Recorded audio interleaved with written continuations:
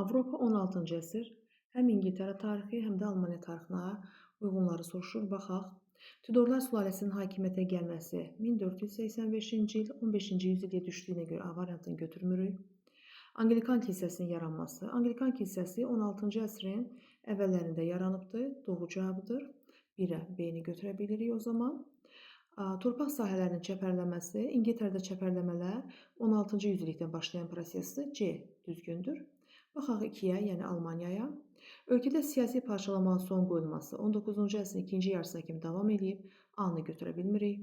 Cənubi Amerikada xeyli müstəmləkələrə sahib olması. Cənubi Amerika torpaqları əsasən Portuqaliya və İspaniya arasında bölüşdürülmüşdür. Götürə bilmirik. Protestantların dini azadlığının tanınması 1555-ci ildə Asburq sazişi ilə tanınmışdı və 16-cı əsrə düşür. 2-yə C. 1-ə B, C, 2-yə C, yəni E variantı düzgün cavabdır.